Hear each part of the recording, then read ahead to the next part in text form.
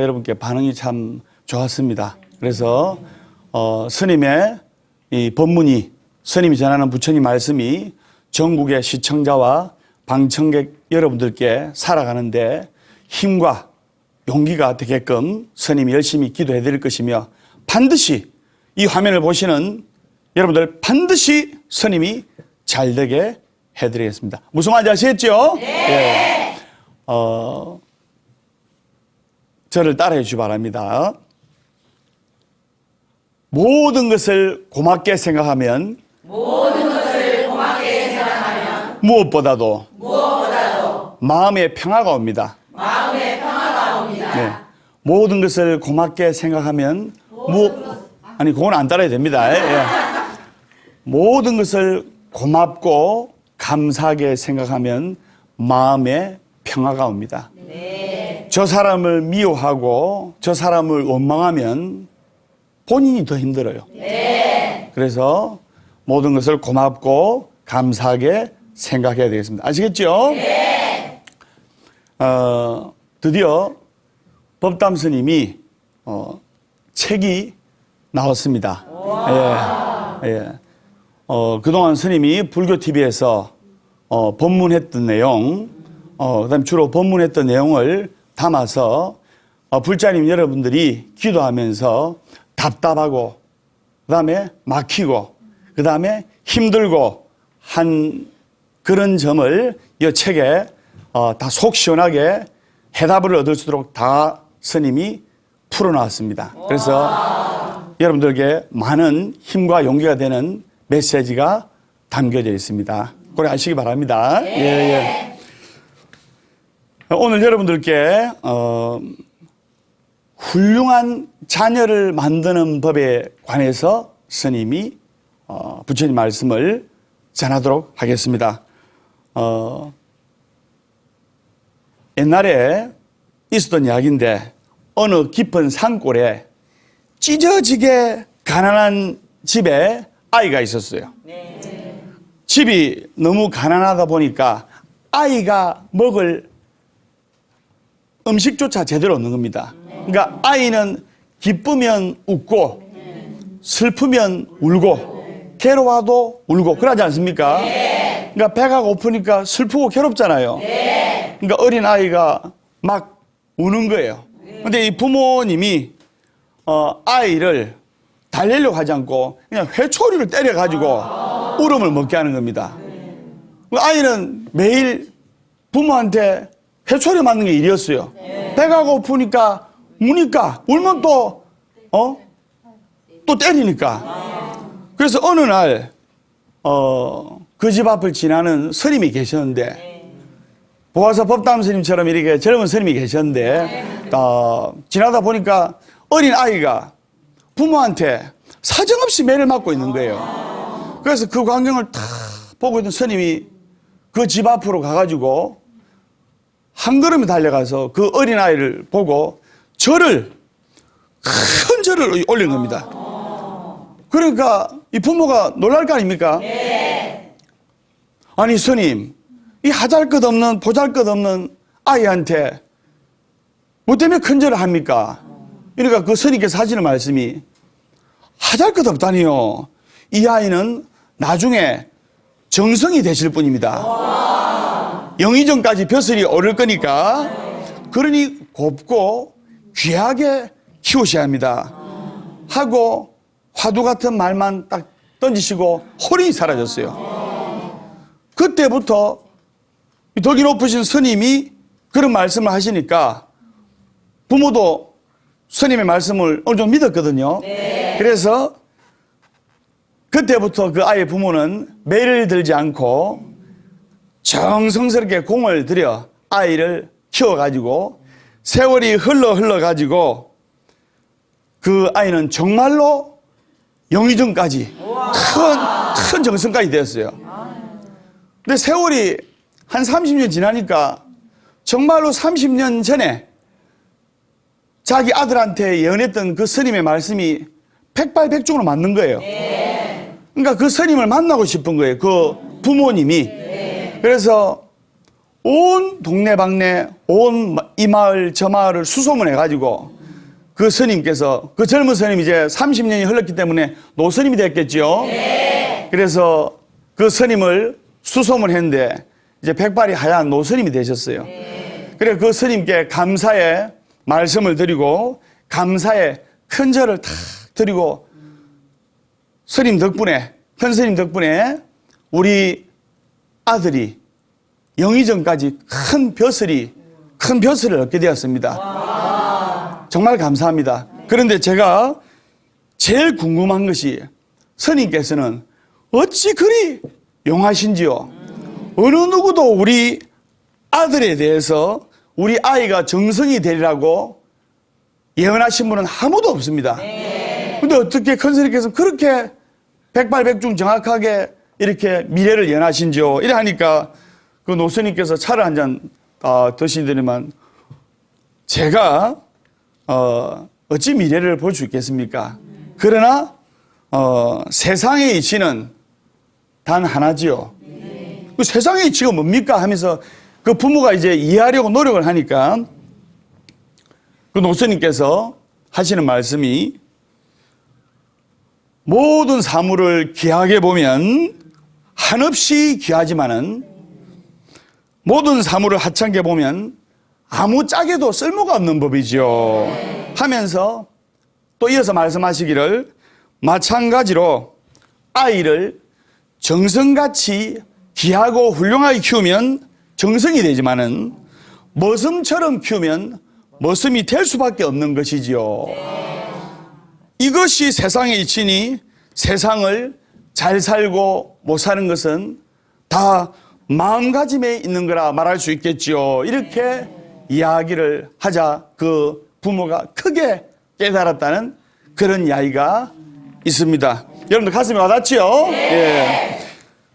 여러분들 하나같이 여기 계신 분들 어머님이고 TV를 보시는 분들도 대부분 어머님 또 아버님들이신데 내 아이가 훗날 대통령이 될 거라는 마음을 가지고 내 아이가 대통령이 될 아이라 생각하면서 축원하고 기도하고 또 그 아이한테 그런 마음가짐으로 대하고 정성을 들이고 기도한다면 아들, 딸이 잘 되려고 기도하시고 아들, 딸이 잘 되려고 항상 마음속으로 비시지 않습니까? 스님의 맞죠? 그러면 너는 니네 아빠를 닮아가지고 매사 이렇지 못 살아 이러지 말고 내 아이가 대통령이 될 아이라 생각하고 마음속으로 축원하고 내 아이가 크게 될 아이라 생각하면서 기쁨과 칭찬과 격려의 말을 해주면서 내 아이가 훌륭한 아이가 될 거라고 확신을 가지면서 생각하고 축원하면서 키워야 됩니다. 무슨 말인지 아시겠죠? 따라하세요. 자식 낳고 기르는 것 자체가 기도이게 하소서. 그렇지. 아들, 딸을 키우는 것 자체가 큰 기도가 되라 이 말입니다. 여러분 아들, 딸이 이 세상을 밝히는 큰 등불이 된다면 그거보다 더 큰 기도가 어디 있어요? 설명 맞죠? 예. 그래서 이렇게 축원하면서 정성을 들이면서 키운다면 훌륭한 아들, 딸이 되리라 소승이 확신합니다. 그리고 어떤 분이 우리 절에 봉학사 법담 스님한테 와서 신도가 스님 어떻게 하면 우리 아이들을 강하고 훌륭하게 키울 수 있을까요? 온실족의 화초는 금방 시들어버리지 않습니까? 따라해 주시기 바랍니다. 낙상매의 지혜. 한 번 더. 낙상매의 지혜. 새 중에 제일 사냥 잘하는 새가 뭡니까? 아니죠. 매죠, 매. 매는 영리하고 지혜까지 있어가지고 사람 팔 위에 딱 이래가 잡아 하면 탁 톡 끼고 뭐 잡아오지 않습니까? 독수리 그리 못하거든요. 근데 이 낙상매란 것이 뭐냐면 따라하세요. 떨어질 낙. 다칠상. 세매. 네. 즉, 떨어져서 다친 매다, 이 말입니다.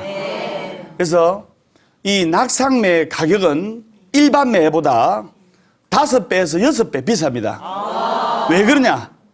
스님이 조금 전에 말씀드린 것처럼 매는 사냥 잘하는 게 최고거든요. 스님 맞죠? 네. 매가, 어미매가 보통 새끼를 놓습니다. 새끼를 놓으면 보통 한 5마리에서 6마리 정도 새끼를 놓습니다. 그러면 그 새끼들을 이제 날개짓 조금 약간 날개짓 하려고 할 이때 둥지를 저 한 40m나 50m 저 높은 데 둥지를 트는데 낮은 데 안 틀잖아요. 거기서 이 어린 새끼 매들을 어미매가 부리를 밀어서 떨어뜨립니다. 그러면 그 새끼 매들이 살려고 필사적으로 막 날개짓도 못하는데 필사적으로 날개돼요. 살려고. 근데 그 5마리의 새끼 매가 있다면 3마리는 죽고 높은 데서 떨어지니까 한 마리는 다리나 목이 완전히 부러져 가지고 불구가 되고 또 그 한 마리도 다쳐요. 크게 다쳐요. 근데 날개짓을 했기 때문에 목숨은 살았단 말입니다. 그게 바로 낙상매예요. 떨어질 낙자에 다칠 상자에 세매라. 즉 떨어져서 다치게 되면 아픈 거 아닙니까? 여러분들도 아프거나 다치면 신경이 날카로워져요. 실명하죠? 그러다 보니까 떨어져서 다쳐가지고 성장하게 된 이 낙상매는 성격이 포악하고 난폭해요. 그 사냥을 잘할 거 아닙니까? 그래서 그 매 중에 제일 강인하고 사냥을 잘하는 매가 낙상매가 돼가지고 이 조류 애호가 매를 좋아하는 애호가들 사이에는 낙상매가 최고의 가격으로 팔립니다. 근데 제가 말씀드린 게 이 매가 가격이 많이 팔리는 게 중요한 것이 아니고 이 어미매가 새끼 매가 자식이나 다름없는데 떨어져서 죽을지 반신부수가 될지 모른단 말입니다. 그 아픔에도 불구하고 이제는 어미 곁을 떠나서 혼자 살아갈 수 있는 법을 가르치기 위해서 그 가슴이 아프고 찢어지만 그 높은 데서 떨어뜨려서 살아나는 매만이 최고로 강한 매가 되게끔 키우는 그 어미매의 지혜고 강인한 새끼를 키우기 위해서 추락을 유도하는 그 어미의 지혜가 있단 말입니다. 사람도 마찬가지입니다. 아까도 말했지만 온실 속의 화초는 금방 시들어버립니다. 젊어서 고생은 사서도 한다는 말이 있듯이 여러분 아들, 딸을 키울 때는 강하게 키워야 됩니다. 저도 강하게 컸습니다. 그래서 실패는 성공의 어머니고 그 다음에 젊어서 사람은 역경과 고난이 없으면 발전이 없습니다. 그래서 역경과 고난을 그릇 삼아 더욱더 큰 것이 될 수 있도록 이 부모님들께서는 아이들을 낙상매의 지혜에서 배울 수 있듯이 아들, 딸들을 때로는 대학생이라도 네 방학 때 아르바이트 한번 해봐라. 그래서 부모님이 얼마나 힘들게 돈을 버린다는 것도 간접적으로 느껴봐야 되고 스매 맞죠? 그래서 그런 아들, 딸들은 훌륭하고 강하게 커서 역경과 고난이 닥치더라도 쉽게 좌초되지 않습니다. 연예인도 여러분들 좋아하시는 연예인도 크게 성공한 연예인이 있었는데 19살 딱 되니까 아버지 어머니가 이제 고3 졸업할 때 돼서 첫 대학 등록금만 아버지 어머니가 탁 주면서 이제 주민등록증 나왔지? 그러니까 어른이니까 앞으로 네 생활비, 앞으로 네 살아가는 생활비 네가 벌어서 네가 써라. 첫 대학 등록금은 내주겠다. 그렇게 훌륭하게 강하게 키운 그 자제분은 역경과 고난이 닥치더라도 쉽게 안 넘어지더라고요. 그리고 또 부모님한테 상속을 많이 받기를 원합니다. 부모님한테 상속 받으면 좋잖아요. 예. 저는 이 건강한 몸뚱아리를 상속받았습니다. 그런데 신기하게도 우리 신도가 부동산 전문가가 있는데 뭐 대출이자 못 갚고 이래가 대출금 상환 못 하고 해가지고 경매에 넘어온 이 부동산 중에서 10개 중에서 9개가 부모님한테 덜컥 상속받은 물건이에요. 아버지 어머니가 30년 40년 안 묻고 안 입고 산전 수전 공중전 부양전까지 다 겪어가지고 장만한 건물은 역경이 닥쳤을 때 아버지 어머니가 절대로 쉽게 잃지 않습니다. 근데 그 우리 자식 줘야 제가 덜컥 줍니다. 그럼 아들 입장으로서는 자식 입장은 그냥 받은 거거든요. 그러면 큰 역경과 고난이 닥쳤을 때 그것을 지켜내지 못하고 그냥 경매로 나오는 거예요.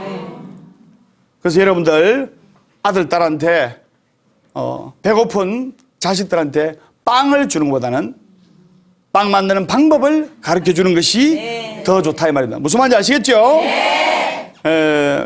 방금 선생님 새 이야기를 해서 새 이야기를 한 가지 더 하겠는데 아까 새 중에서 제일 사냥 잘하는 새는 매라 있죠? 매. 그럼 새 중에서 아주 오래 사는 동물 중에 하나가 무슨 새인지 아십니까? 네, 학도 오래 살고 또 일반적으로 솔개 있죠, 솔개. 솔개도 약 80년을 삽니다. 거의 사람 많지 살면 오래 사는 거 아닙니까? 근데 그 솔개가 새들 중 수명이 아주 긴 동물 중에 하나인데 약 80년을 살아가는데 솔개가 그렇게 80년을 길게 오래 살기 위해서는 정말로 반드시 거쳐야 될 힘겨운 과정이 있어요. 어떤 힘겨운 과정이냐? 솔개가 한 40년 정도 살게 되면 여러분들도 한 40년 정도 살게 되면 아픈 데도 나오고 관절염 있는 분도 있고 허리 안 좋은 분도 계시고 그러지 않습니까? 선생님 맞죠? 네. 솔개가 한 40년 정도 살게 되면은 뿌리는 구부러지고 발톱은 딸가서 묻어지고 또 빠지고 그다음 날개가 무거워져 가지고 날기도 힘든 볼품 없는 모습이 되고 맙니다. 날개가 무거워져 가지고 그렇게 되면 솔개는 정말 디시전 중요한 결정과 선택을 해야 되는데 그렇게 지내다가 볼품없이 서서히 죽느냐 아니면 고통스러운 과정과 역경을 통해서 새로운 삶을 살아갈 것이냐 둘 중에 택해야 돼요. 그러면 아이고 나 뭐 고통스러운 과정을 겪기 싫다. 이 고통스러운 과정이 130일이거든요. 130일간의 과정을 겪기 싫다 하는 솔개는 그냥 죽어갈 것이고 변화와 도전을 선택한 솔개는 130일간의 고통을 겪어야 되는데 어떻게 하느냐? 80살까지 40년을 더 살기를 원하는 솔개는 바위산으로 날아갑니다. 바위산 날아가서 둥지를 틀어요. 그리고 무뎌진 부리로 그 바위를 쪼옵니다. 쪼아가지고 계속 쪼옵니다. 계속 맨날 며칠을 쪼다 보면 한 달, 2달을 쪼다 보면 부리가 딸가가지고 부리가 그냥 달가 없어져요. 그러면 달가 없어진 부리 자리에서 튼튼한 새 부리가 자라납니다. 그러면 그 튼튼한 새 부리로 또 어떻게 하느냐? 자기 발톱을 하나씩 다 뽑습니다. 묻어진 발톱을 하나씩 여러분 손톱 발톱 뽑아보세요. 그 고문입니다. 고문. 자신의 발톱을 날카로운 부리를 다 뽑아요. 다 뽑고 그러면 또 새로운 날카로운 발톱이 자라납니다. 그리고 마지막으로 또 자신의 부리로 무거워진 깃털을 전부 다 뽑아요. 전부 다 뽑아요. 그러면 새 깃털이 나기 시작합니다. 그렇게 생사를 건 130일이 지나면 솔개는 새로운 40년의 새 삶을 얻을 수가 있게 됩니다.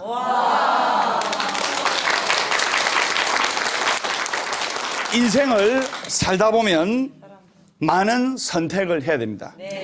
선택이 영어로 choice 아닙니까? 그죠? 네, 발음 좋죠? 그래서 여러분들께 시청자 여러분들과 여러분들이 필요한 것은 choice, 선택이 아니라 따라서요. 결정.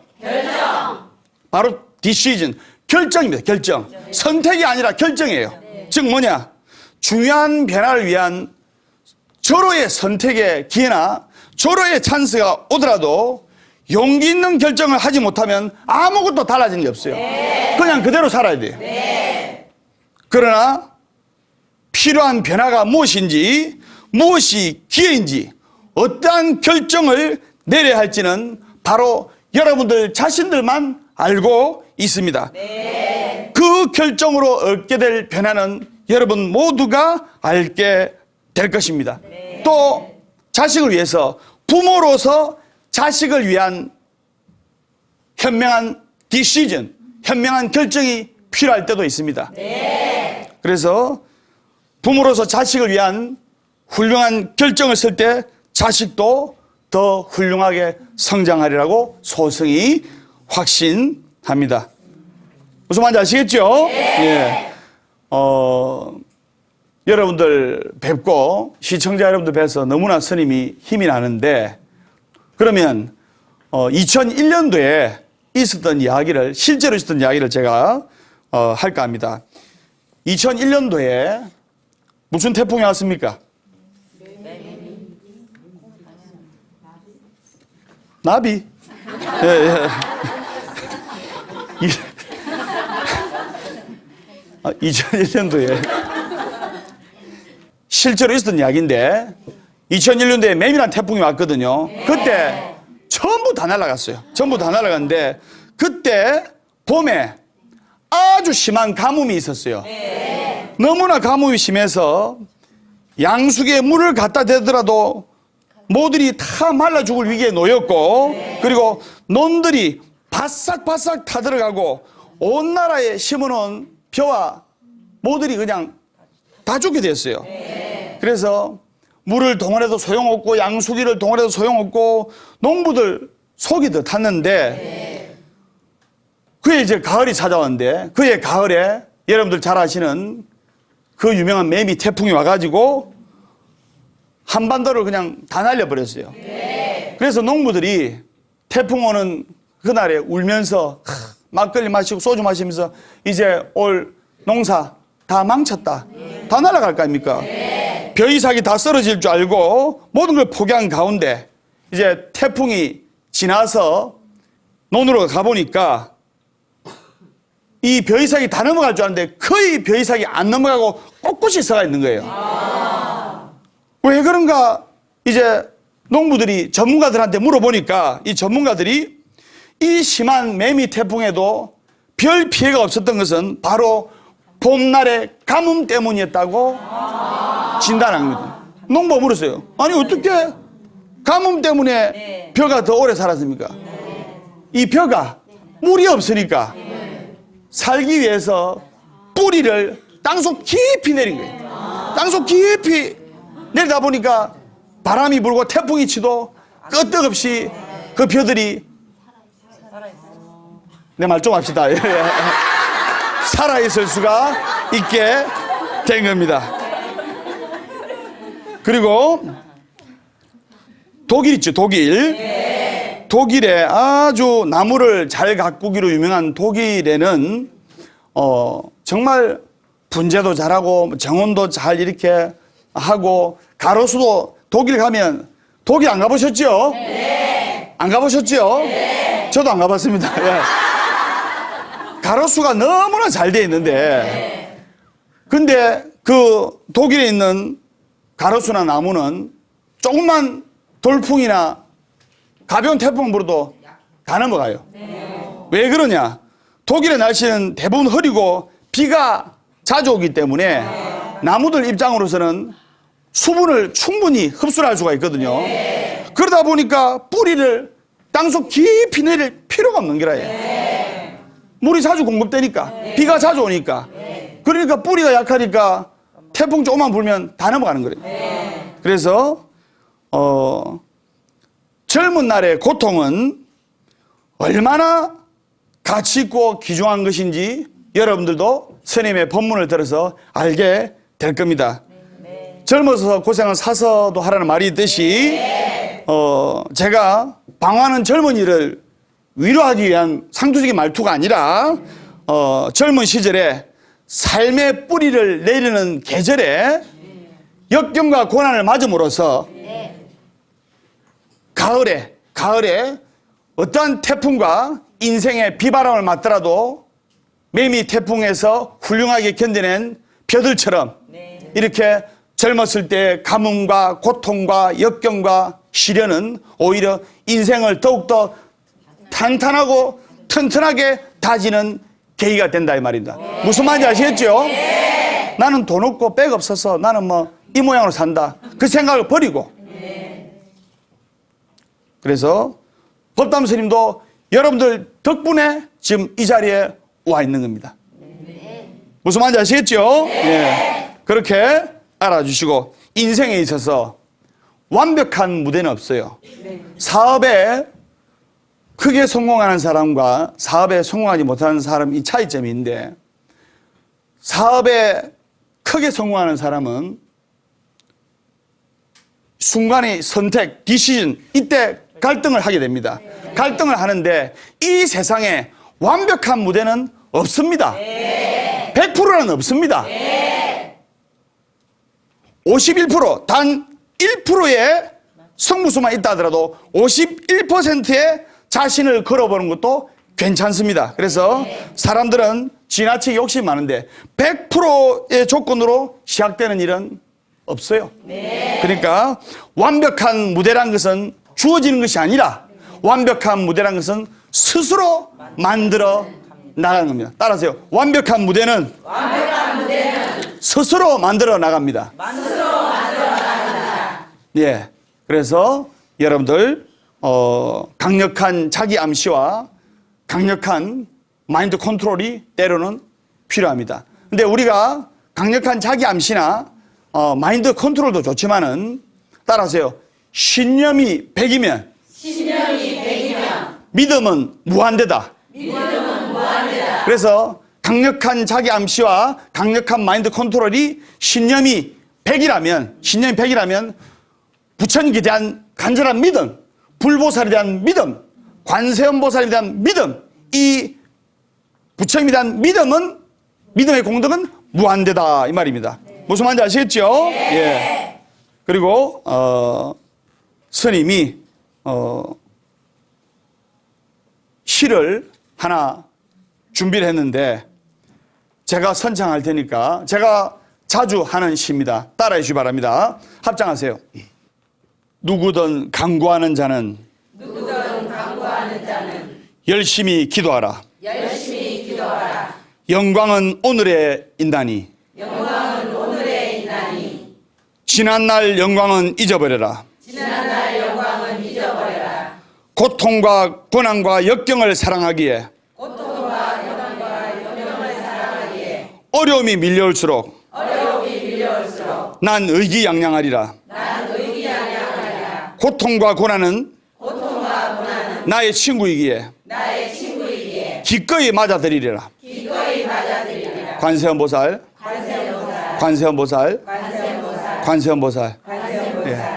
오늘 스님 법문 들으신 신도님들 어떻게 자식을 훌륭하고 강하게 키워야 될지 이제 가슴에 와닿죠? 예. 그래서 오늘 여기까지 하고 질문 받겠습니다. 예. 저희 남편은 횟집을 운영하는데요. 예.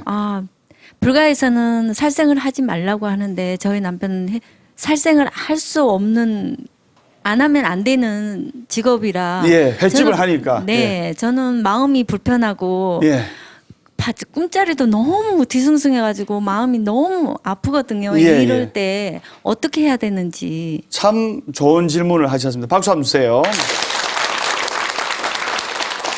그 답변을 하기 전에 비슷한 이야기를 제가 해드리겠습니다.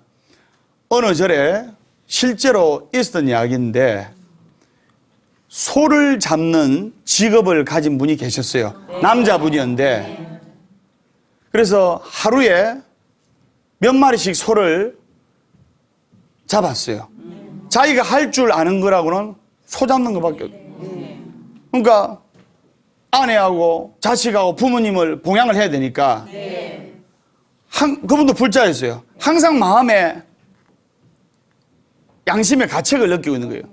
그러다 보니까 건강도 날마다 안 좋아지셨고 밤에 꿈자리에 소가 나타나서 자기를 뿔로 밟고 그 다음에 자기를 몸으로 밟는 거예요. 밟고 짓밟히고 악몽에 시달린 거예요. 날이 갈수록 심신이 약해지고 살이 빠지고 막 건강도 악화되고 괴로운 거예요. 그래서 자기 다니는 절에 큰 스님한테 찾아가서 물었습니다. 스님, 제가 할 줄 아는 거라고는 이 소 잡는 것 뿐인데 불가에서는 살생을 하지 말아야 했는데 너무나 괴롭습니다. 밤마다 악몽에 시달리고 소한테 쫓기고 짓눌리는 악몽에 시달리고 그래서 그렇게 이야기를 하니까 큰 스님께서 하시는 말씀이 거사님은 어떻게 살심을 가지고 소를 잡습니까? 불가에서 사람이 죄를 지으면 축생으로 태어난단 말이 있지 않습니까? 그래서 축생으로 태어나는데 그러면 소를 진심으로 잡지 말고 소를 천도하는 마음으로 잡으세요. 나무아미탑을 일념으로 외우면서 그때 그 거사님이 깨쳤어요. 자기는 직업을 바꿀 수가 없는 상황이고 그래서 그 거사님이 그때부터 소를 잡을 때 소야 이제 전생에 이렇게 업이 두터워서 축생의 몸으로 태어났는데 부디 내가 기도하는 마음으로 천도하는 마음으로 너를 극락왕생시켜 줄게. 부디 극락왕생하거라 하면서 나무아미탑을 일념으로 외우면서 소를 잡았어요. 그때부터 밤에 소들한테 쫓기고 괴롭힘 당하는 꿈을 꾸지 않았고 그리고 그 거사님이 90살까지 아주 장수를 하고 그 거사님이 열반하시고 나서 돌아가시고 나서 스님들처럼 큰 스님들처럼 몸에서 사리가 나왔어요. 아까 제가 마음가짐이라 했죠. 그래서 양심의 가책을 가지고 하면 더 괴롭습니다. 그래서 축생이기 때문에 회도 그 물고기도 축생이기 때문에 부처님 법에 비한다면 업을 짓고 태어난 거 아닙니까? 원결을 가지 말고 천도하는 마음으로 극락왕생하는 마음으로 하다 보면 훨씬 마음도 편안하고 꿈자리도 편안하고 건강도 좋아질 것입니다. 무슨 말인지 아시겠죠? 예. 그리고 스님이 조금 전에 선택 초이스가 아니라 훌륭한 결정, 디시전을 하라고 제가 말씀을 드렸습니다. 연예인에 관한 이야기를 해서 연예인에 관한 이야기를 한 가지 더 하겠는데 어느 연예인이 있었는데 결혼을 하고 나서 100일쯤 지난 뒤에 장님이 돼버렸어요.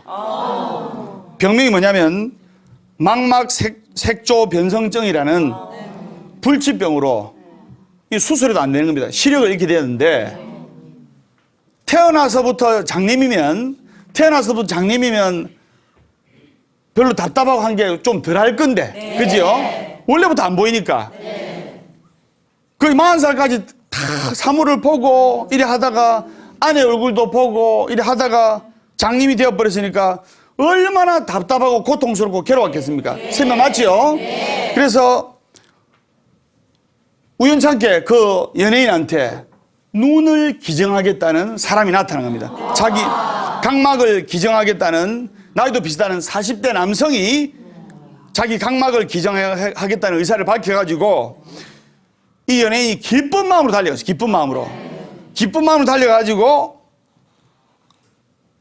눈을 기증받으러 갔는데 눈을 기증받지 않고 그냥 돌아왔어요. 많은 사람들이 정말 이런 기회는 정말 평생에 없는 기회인데 어떻게 눈을 기증받지 않고 그냥 돌아오셨습니까? 물어보니까 그 연예인이 하는 말이, 저는 이미 눈을 받은 거나 다름없습니다. 어째서 그렇습니까? 물어보니까 그분은 저한테 세상을 보는 맑은 눈을 이미 주셨기 때문입니다. 그게 무슨 말입니까? 물어보니까 그 연예인이 하는 말이, 그 눈을 기증하겠다는 환자는 온몸을 쓰지를 못하는, 사지를 하나도 쓰지 못하는 근육병 환자였다는 거예요. 성한곳이라고는 눈밖에 없는 사람인데 그 눈을 자기한테 기증하겠다는 거예요. 자기는 1개를 잃고 9개를 가지고 있는데 그 사람은 9개를 잃고 1개 가지고 있는 눈마저 자기한테 기증하겠다는 겁니다. 그 남아있는 하나마저 저한테 기증하려고 하는데 제가 어떻게 그걸 달라고 할 수 있겠습니까? 하면서 그분이 비록 장님이지만 세상을 보는 마음의 눈을 가지고 지금 세상을 아름답게 살아가고 있습니다. 세상 모든 것에 감사함을 느끼게 하는 말입니다. 여러분들 합장하시고 따라해주세요. 아침에 눈 떴다는 사실에 감사합니다. 아침에 눈 떴다는 사실에 감사합니다. 편안하게 호흡할 수 있는 것에 감사합니다. 편안하게 호흡할 수 있는 것에 감사합니다. 내 의지대로 걸을 수 있음에 감사합니다. 내 의지대로 걸을 수 있음에 감사합니다.